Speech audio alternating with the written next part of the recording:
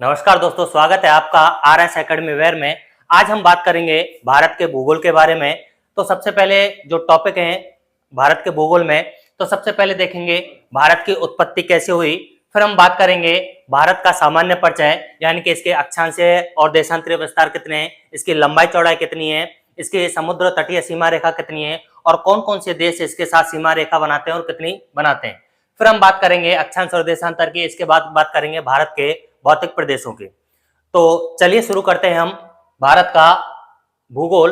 भारत के भूगोल में सबसे पहले लेते हैं उत्पत्ति। तो बात करें उत्पत्ति की, तो शुरुआत से हम शुरू करते हैं। तो आज से 13.8 अरब साल पहले एक घटना हुई जिसका नाम है बिग बैंग या महाविस्फोट सिद्धांत।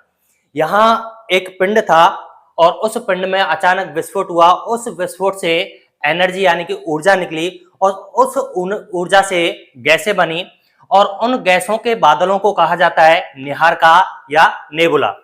अब बात करें, ये जो निहारिका और नेबुला होती हैं, इन्हीं से तारों का जन्म हुआ और इन्हीं को तारों की जन्मस्थली कहा जाता है। अब तारों में जो उत्पत्ति हुई, तारों में जो क्रिया होती है वो होती है नाभिकीय संलयन क्रिया होती है। नाभिकीय संलयन के जरिए ही तारों में ऊर्जा उत्पन्न होती है। अब बहुत सारे तारों और बहुत सारी एनर्जी, बहुत सारे धूलकण और गैसों का जो समूह होता है वो आकाशगंगा कहलाती है। यानी कि हमारे ब्रह्मांड में बहुत सारी आकाशगंगाएं हैं। आकाशगंगाओं के निर्माण के बाद फिर बना सौरमंडल। हमारा जो सौरमंडल है वो मंदाकिनी नामक आकाशगंगा में है और सौरमंडल का जो निर्माण हुआ वो है 4.6 अरब साल वर्ष पूर्व हुआ। यानी कि हमारा जो सूर्य है और सूर्य के इर्द गिर्द जो ग्रह चक्कर लगाते हैं सौरमंडल कहलाता है। इसका जो निर्माण हुआ था 4.6 अरब साल वर्ष पूर्व हुआ था। अब बात करें, जब सौरमंडल का निर्माण हो चुका था तो सौरमंडल के निर्माण के बाद पृथ्वी की उत्पत्ति के बारे में बात करें तो पृथ्वी की उत्पत्ति कितने समय वर्ष पूर्व हुई? 4.54 अरब वर्ष पूर्व हुई थी। यानी कि पृथ्वी की उत्पत्ति जो हुई थी 4.54 अरब वर्ष पूर्व हुई थी। जब पृथ्वी का निर्माण हुआ था, हमें पता है कि पृथ्वी का जो निर्माण हुआ था सूर्य से अलग होकर हुआ था। अब जब यह बनी थी तो दहकते हुए एक पिंड के समान थी। इसी समय एक घटना होती है, एक दूसरा पिंड पृथ्वी से आकर टकराता है। उसकी टक्कर से चंद्रमा का निर्माण हुआ 4.51 अरब वर्ष पूर्व। अब चंद्रमा का निर्माण हो चुका है, पृथ्वी का निर्माण हो चुका है। अब बात करते हैं पृथ्वी के बारे में। यानी कि जब पृथ्वी का निर्माण हो चुका था, धीरे धीरे शीतलन की क्रिया हुई और ऊपर की जो भूपर पट्टी थी इसकी वो ठंडी होने लगी। अब ठंडी हो गई तो आज हमारे जितने भी 7 महाद्वीप हैं और महासागर हैं वो पहले एक जगह थे। जब सभी महाद्वीप एक जगह थे तो वो पेंजिया के नाम से जाने गए और जो सभी महासागर एक जगह थे वो पैंथालासा के नाम से जाने गए। लेकिन समय के साथ इसमें प्लेट विवर्तन की घटना हुई, नाभिकीय संलयन हुआ, गुरुत्वाकर्षण के कारण इस भूपर्पटी में जो पेंजिया था इसमें दरार पड़ने लगी और ये जो काल कहलाता है कार्बोनिफेरस काल कहलाता है। अब कार्बोनिफेरस काल बहुत लंबा है।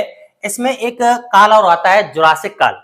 यानी कि जुरासिक काल में पेंजिया का विभाजन 2 भागों में हो जाता है। यानी कि एक भाग होता है लॉरेंसिया और एक भाग होता है गोंडवाना लैंड। तो जुरासिक काल में पेंजिया का विभाजन होता है किस किस में? एक अंगारा लैंड या लॉरेंसिया में, दूसरा होता है गोंडवाना लैंड में। फिर क्रिटेशियस काल की बात करें तो क्रिटेशियस काल में अंगारा लैंड और गोंडवाना लैंड में फिर दोबारा से विभाजन हुआ। तो क्रिटेशियस काल जो 14.5 करोड़ वर्ष पूर्व हुआ था, इसमें अंगारा लैंड का विभाजन हुआ जिससे एशिया, यूरोप और उत्तरी अमेरिका बने। वहीं बात करें क्रिटेशियस काल में दूसरा जो विभाजन हुआ था गोंडवाना लैंड में, जिससे दक्षिण अमेरिका, अफ्रीका, प्रायद्वीप या भारत और ये छोटे छोटे से इंडोनेशिया, मलेशिया, जावा, सुमात्रा ये और ऑस्ट्रेलिया और अपना अंटार्कटिका महाद्वीप बना। अब जब अंगारा लैंड और गोंडवाना लैंड विभाजन हुआ था, इनके मध्य जो जल भर गया था वो जल कहलाता है पैंथालासा। यानी कि पैंथालासा क्या है? अंगारा लैंड और गोंडवाना लैंड के मध्य विभाजन की वजह से जो जल भर गया था वो कहलाता है पैंथालासा, सॉरी टेथिस सागर कहलाता है। अब टेथिस सागर बन गया। अब यहां से बात करते हैं अगला सामान्य परिचय की। तो ये हमारी पृथ्वी है। पृथ्वी के मध्य से एक अक्षांश रेखा निकलती है, 0 डिग्री अक्षांश रेखा। अब 0 डिग्री अक्षांश से उत्तर का क्षेत्र कहलाता है उत्तरी गोलार्ध और दक्षिण का क्षेत्र कहलाता है दक्षिणी गोलार्ध। भारत की स्थिति के बारे में बात करें तो अक्षांश रेखा के सापेक्ष वो कैसा है, उत्तरी गोलार्ध में है। वहीं देशांतर की बात करें 0 डिग्री देशांतर के सापेक्ष इसके पूर्व में कौन सा है, पूर्वी गोलार्ध है, और इसके पश्चिम में कौन सा है, पश्चिमी गोलार्ध है। वहीं अक्षांश और देशांतरों के दोनों के सापेक्ष में हम बात करें तो भारत की स्थिति कहलाती है उत्तरी पूर्वी गोलार्ध में। अगर अक्षांश के सापेक्ष पूछा जाए तो भारत की स्थिति कौन सी है, उत्तरी अक्षांश में। अगर देशांतर के सापेक्ष पूछा जाए तो भारत की स्थिति कैसी है, पूर्वी गोलार्ध में। अगर दोनों के सापेक्ष पूछा जाए तो दोनों के सापेक्ष कैसा है, उत्तरी पूर्वी गोलार्ध में। आगे बात करें, ये विश्व का मानचित्र है, यानी कि भारत से बड़े ऐसे कितने देश हैं और भारत की स्थिति कौन से नंबर पर आती है। तो विश्व का सबसे बड़ा जो देश है वो है आपका रसिया वाला क्षेत्र, यानी कि यूएसएसआर, यानी कि रसिया सबसे बड़ा देश है। फिर दूसरे नंबर पर जो आता है वो आता है आपका कनाडा। सबसे पहले रसिया, दूसरा आता है कनाडा। फिर तीसरे नंबर पर जो आता है वो आता है आपका चाइना, रूस, कनाडा, चीन। फिर इसके बाद आता है आपका यूएसए यानी कि अमेरिका। इसके बाद आता है आपका ब्राजील। पांचवें नंबर पर कौन सा देश आता है, ब्राजील। और छठवें नंबर पर जो देश आता है वो है आपका ऑस्ट्रेलिया। और हमारे भारत का जो नंबर आता है, यानी कि विश्व में जो भारत का नंबर स्थान है वो कौन सा है, 7वां स्थान है। अब बात करें आगे, तो भारत का कुल क्षेत्रफल कितना है। भारत का कुल क्षेत्रफल है 32,87,263 वर्ग किलोमीटर है। अब ये विश्व के कुल कितने क्षेत्रफल का हिस्सा है, तो विश्व के अगर प्रतिशत के हिसाब से देखा जाए 2.41% भाग रखता है। अब बात करें भारत की अक्षांशीय और देशांतरीय स्थिति की। अब अक्षांशीय और देशांतरीय स्थिति की बात करें तो अक्षांशीय स्थिति शुरुआत होती है, अगर अंडमान निकोबार से शुरू करें तो 6 डिग्री 4 मिनट से शुरू होती है, और जो स्थान है वो है इंदिरा पॉइंट, जिसको पिग्मेलियन पॉइंट के नाम से जाना जाता है, यानी कि अंडमान निकोबार में। वहीं मुख्य भूमि की बात करें तो मुख्य भूमि कन्याकुमारी से शुरू होती है, जो शुरू होती है 8 डिग्री 4 मिनट से। अगर अंडमान निकोबार की बात करें तो 6 डिग्री 4 मिनट है, और स्थान कौन सा है, इंदिरा पॉइंट या पिग्मेलियन पॉइंट। वहीं भारत की मुख्य भूमि की बात करें तो वह है कन्याकुमारी। कन्याकुमारी से शुरुआत होती है 8 डिग्री 4 मिनट। वहीं उत्तर में बात करें जम्मू कश्मीर है, यानी कि आज ये जो क्षेत्र पड़ता है लद्दाख में पड़ता है। लद्दाख का एक हिस्सा है इंदिरा कौल, तो इंदिरा कौल तक जाती है 37 डिग्री 6 मिनट तक, 37 डिग्री 6 मिनट उत्तरी अक्षांश तक। वहीं इसके देशांतर की बात करें तो पश्चिम में ये गुजरात क्षेत्र से शुरू होता है, और जो स्थान है वो होता है घोर माथा या गौर माथा। अब यहां से कितना डिग्री शुरू होता है, 68 डिग्री 7 मिनट पूर्वी देशांतर। पश्चिमी देशांतर नहीं है, कौन सा देशांतर है, पूर्वी देशांतर।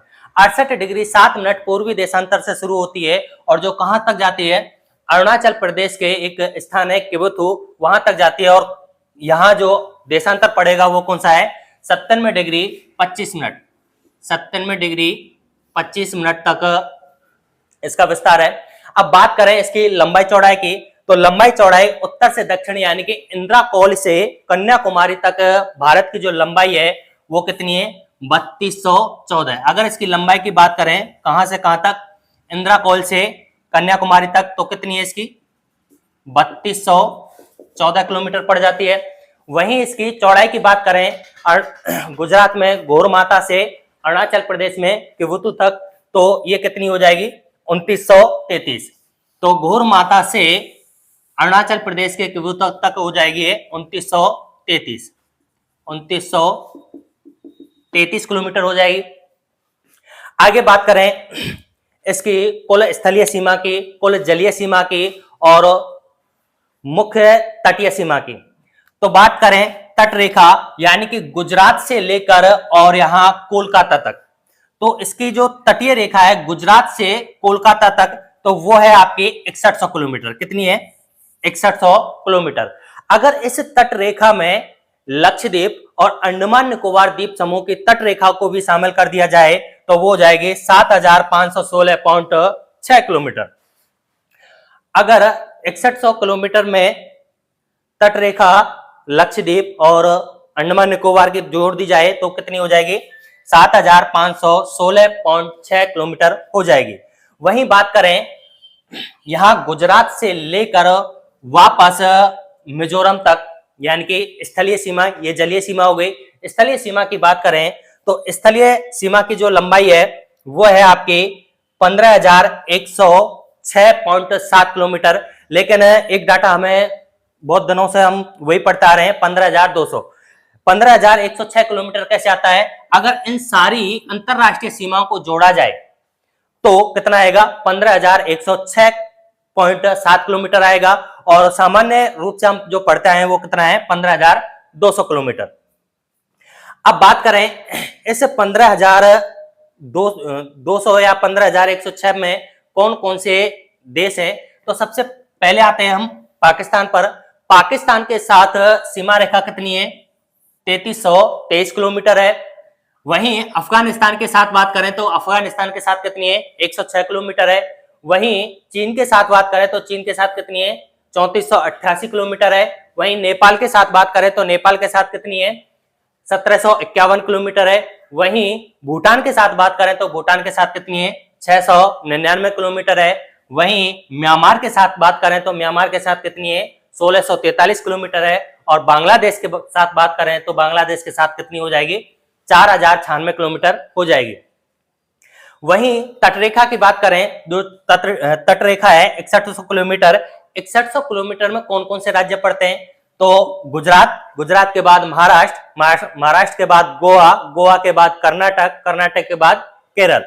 इसके बाद पूर्वी तट पर बात करें तो तमिलनाडु, आंध्र प्रदेश, इसके बाद उड़ीसा और पश्चिम बंगाल, यानी कि ये 9 राज्य तटरेखा बनाते हैं। अब बात करते हैं अंतरराष्ट्रीय सीमा रेखा पर कौन कौन से राज्य पड़ते हैं। जैसे पाकिस्तान के साथ कौन कौन से लगाते हैं? 3323 किलोमीटर में गुजरात, राजस्थान, पंजाब और जम्मू कश्मीर और ये लेह लद्दाख वाला हिस्सा। वहीं चीन के साथ बात करें तो चीन के अफगानिस्तान ले लेते पहले। अफगानिस्तान के साथ डायरेक्ट नहीं लगती क्योंकि ये जो हिस्सा है ये पीओके वाला हिस्सा है, पीओके का हिस्सा लगता है। वहीं चीन के साथ बात करें तो लेह लद्दाख वाला हिस्सा आ जाएगा, इसके बाद हिमाचल प्रदेश आ जाएगा, इसके बाद उत्तराखंड आ जाएगा, फिर सिक्किम आ जाएगा, सिक्किम के बाद अरुणाचल प्रदेश आ जाएगा। वहीं नेपाल के साथ सीमा रेखा साझा करने वाले राज्यों की बात करें तो उत्तराखंड के बाद यूपी के बाद बिहार के बाद आपका पश्चिम बंगाल और पश्चिम बंगाल के बाद सिक्किम आ जाएगा। वहीं भूटान की बात करें तो भूटान के साथ कौन कौन से राज्य बनाते हैं? पहला है सिक्किम के बाद पश्चिम बंगाल के बाद असम और असम के बाद अरुणाचल प्रदेश, ये लगाते हैं। इसके बाद म्यांमार की बात करें तो म्यांमार के साथ भारत के कौन कौन से राज्य सीमा रेखा बनाते हैं? तो सबसे पहला आएगा अरुणाचल प्रदेश, इसके बाद आएगा मणिपुर, इसके बाद नागालैंड, फिर आएगा मिजोरम। फिर इसके बाद बांग्लादेश की बात करें तो बांग्लादेश के साथ सीमा रेखा बनाने वाले भारत के राज्य कौन कौन से हैं? सबसे पहला राज्य कौन सा आएगा? मिजोरम, फिर कौन सा आएगा? त्रिपुरा, फिर कौन सा आएगा? असम, फिर कौन सा आएगा? मेघालय, फिर कौन सा आएगा? पश्चिम बंगाल। तो दोस्तों यह है भारत का सामान्य परिचय। अब कल हम बात करेंगे भारत के भौतिक प्रदेशों के बारे में।